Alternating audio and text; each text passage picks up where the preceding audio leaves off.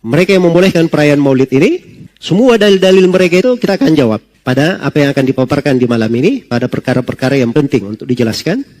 Kita akan terangkan, tapi kita akan jawab dengan dua jawaban. Ada jawaban global, dan ada jawaban apa? Jawaban terperinci. Jawaban globalnya dikatakan bahwa seluruh dalil yang dipakai oleh para ulama yang menganggap boleh maulid itu, boleh perayaan maulid itu adalah sebenarnya sama sekali tidak bisa disebut sebagai dalil. Maka ini jawaban globalnya. Karena kalau itu disebut sebagai dalil, ini repot, pembahasannya panjang sekali. Artinya apa? Besar konsekuensinya kalau kita sebut itu sebagai dalil. Yang ada yang mengatakan, subhanallah, kalau antum tidak sebut sebagai dalil, berarti antum ini betul-betul bersombong sekali. Mau lebih pandai daripada Al-Hafidh Ibnu Hajar, As-Sakhawi, As-Suyuti. Dia sebut nama-nama. Tapi yang berucap ini tidak pernah berpikir, kau mau lebih pandai daripada Nabi sendiri? Mau lebih pandai daripada Abu Bakar, Umar, Uthman, Ali? Sekarang mereka bacakan ayat-ayat. Dalil kami, yang pertama, tentang bolehnya maulid, ayat ini. Yang kedua ayat ini. Yang ketiga ayat ini. Yang keempat hadits ini, hadits ini, hadits ini. Ini sekarang ayat-ayat yang kalian baca, itu tidak pernah dibaca oleh 3 generasi pertama. Kalian paham tafsirnya, mereka tidak paham. Ini hal berat, kita terima hal itu dari mereka.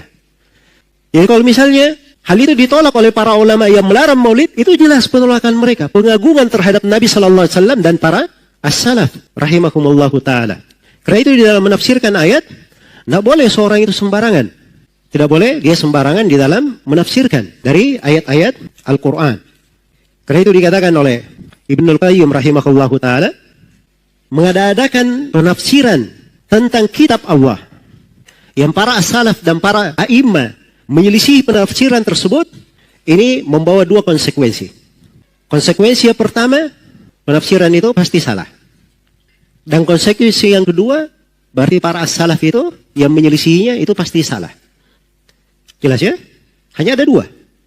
Sekarang kalau ada yang menafsirkan, dia baca misalnya ayat, وَذَكِّرْهُمْ بِأَيَّامِ اللَّهِ. Masya Allah. Kadang ada yang pembahasan maulid bawakan ayat ini, cakep sekali suaranya membaca. Ingatkanlah mereka dengan hari-hari Allah. Yang dari hari-hari Allah adalah apa? Hari-hari Allah itu nikmat-nikmat Allah katanya. Dan di antara nikmat Allah yang paling besar adalah siapa? Lahirnya Nabi Muhammad SAW. Kenapa kita tidak merayakannya? Ada lagi yang membacakan ayat tentang Nabi Isa alaihissalam di surah As-Saff. Wa mubasysyiran bi rasuli ya'ti min ba'di ismuhu Ahmad, memberi kabar gembira seorang rasul yang datang setelahku, namanya Ahmad. Tidakkah kita bergembira dengan datangnya Nabi Muhammad? Nabi Isa saja memberi kabar gembira kepada umatnya.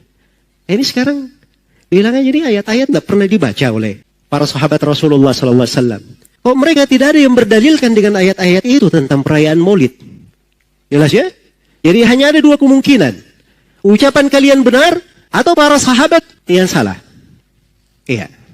Tidak mungkin ada yang berkata mereka benar. Dan saya tidak menyangka ada orang yang mengatakan bahwa dirinya benar. Dia salahkan para salaf.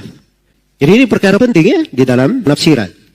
Dan ini kaidah berjalan di tengah para ulama rahimahumullahu ta'ala. Kata Al-Imam Al-Hafidh Ibnu Abdul Hadi di dalam kitabnya As-Saril Munki fi Raddi 'ala Subuki. Kata beliau, wala yajuzu ihdatsu ta'wilin fi ayatin aw sunnatin lam yakun ala ahdi salaf wala arafuhu wala bayyanuhu lil ummah. Tidak boleh sama sekali mengada-adakan penafsiran terhadap sebuah ayat atau terhadap sebuah sunnah yang tidak pernah ada di masa para as-salaf. Dan mereka tidak mengetahuinya dan mereka tidak menjelaskannya kepada umat. Mereka tidak menjelaskannya kepada umat. Ini kalimatnya detail ya. Yang tidak ada di masa salaf, mereka tidak tahu dan mereka tidak pernah jelaskan. Mungkin saja dia berkata, oh mereka tahu tapi tidak mereka jelaskan. Tidak. Kalau mereka tahu pasti mereka jelaskan. Masa mereka menyembunyikan makna ayat? Tidak mungkin. Jelas ya? Ya kalau misalnya ayat itu ada, وَذَكِّرْهُمْ بِأَيَّامِلَّهِ itu artinya perayaan maulid, mereka pasti sebut. Sama dengan ayat, قُلْ بِفَضْلِ اللَّهِ وَبِرَحْمَتِهِ فَبِذَلِكَ فَلْيَفْرَحُوا. Katakanlah dengan keutamaan Allah dan dengan rahmatnya, hendaknya dengan itu bergembira. Ternyata para ulama as-salaf mereka ada penafsiran terhadap ayat-ayat itu semua, tidak ada sama sekali yang mengucapkan, menghubungkannya dengan apa? Dengan maulid. Ini jawaban global. Kita tidak boleh mengaku lebih pandai daripada mereka. Jelas ya? Dan tidak boleh ada yang berbuat seperti itu. Karena itu dari jalannya para as-salaf rahimahumullahu ta'ala, mereka itu betul-betul komitmen. Sebagaimana datangnya perintah. Pernah ada di dalam riwayat Abu Daud, kata Mujahid, saya bersama Ibnu Umar, maka seorang lelaki di sholat duhur atau sholat asar, dia melakukan tathwib. Berada di mana? Di pintu-pintu masjid. Memanggil sholat-sholat, dia di pintu masjid. Dia panggil orang, sholat-sholat. Apa kata Ibnu Umar? Ayo kita keluar. Faina hadhihi bid'ah, sungguhnya ini adalah bid'ah.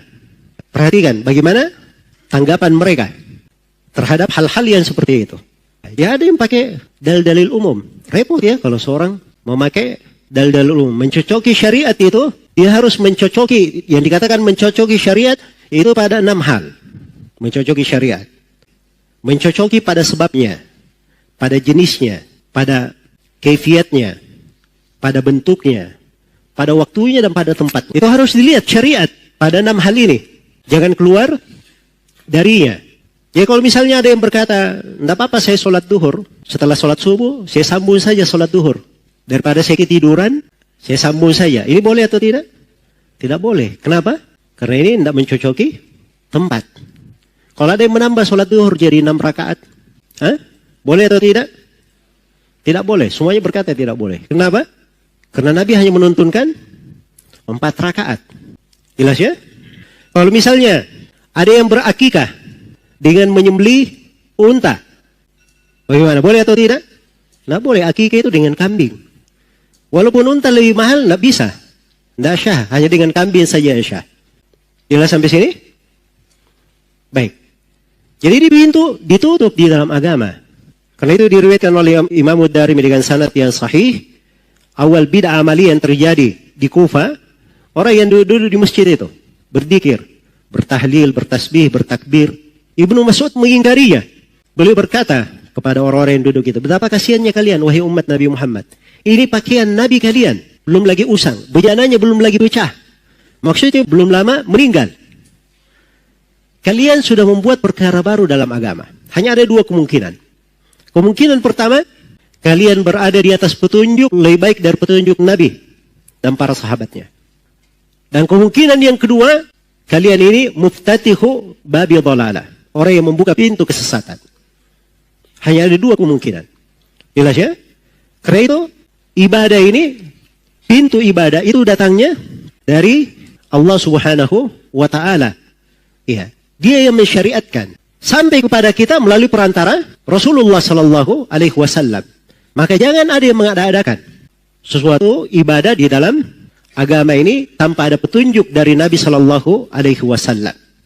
Maka ini kaidah yang sangat penting di dalam beragama, dan ini jawaban global untuk semua alasan orang-orang yang mengatakan maulid itu apa? Adalah dibolehkan. Jadi umumnya mereka mengatakan dibolehkan. Tidak ada masalah. Kalau ada yang agak ini, dia katakan istihbab. Ada yang ekstrim di masa ini, namanya Ali Al-Jufri. Dia katakan sunnah mu'akkada. Maulid itu. Subhanallah. Orang-orang sebelumnya tidak ada yang berucap seperti itu. Tapi ini perhatikan ya, kecintaan kepada hal-hal yang seperti itu membuka. Seorang masuk bergampangan, jatuh di dalam kekeliruan, kesalahan. Akhirnya melakukan hal-hal yang kadang tidak pernah tergambar. Jadi ini dasar pertama ya.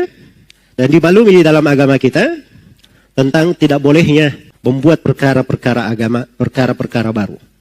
Kewajiban kita adalah mengikuti, menapaki. Sebagaimana firman Allah, wa anna hadha sirati mustaqiman fattabi'u wa la tattabi'us subul fatafarraqa bikum an sabili. Sungguhnya inilah jalanku yang lurus, ikuti jalan itu. Jangan kalian ikuti jalan-jalan yang lain sehingga memecah belah kalian dari jalan Allah Subhanahu wa taala. Kata Mujahid, as-subul di sini bid'ah-bid'ah dan syubhat-syubhat. Tinggalkan jalan-jalan itu. Ikuti jalan yang lurus saya. Ya, digariskan oleh Nabi sallallahu alaihi wasallam. Kata beliau, man ahdatha fi amrina hadha ma laysa minhu fa huwa raddun. Siapa yang mengada-adakan perkara baru di dalam agama kami ini, apa yang bukan darinya, maka itu adalah tertolak. Hadits Aisyah riwayat Bukhari Muslim. Dalam riwayat Muslimnya, beliau bersabda, man amila amalan laysa alaihi amruna fa huwa raddun. Siapa yang beramal dengan sebuah amalan tidak dibangun di atas perkara kami, maka itu adalah tertolak. Dan di Sahih Muslim, Nabi setiap Jumat beliau berkata, inna khairal hadithi kitabullah. Sebaik-baik pembicaraan adalah kitab Allah. Wa khairul hadi hadi Muhammadin sallallahu alaihi wasallam. Sebaik-baik petunjuk adalah petunjuk Nabi Muhammad sallallahu alaihi wasallam. Wa syarrul umuri muhdatsatuha.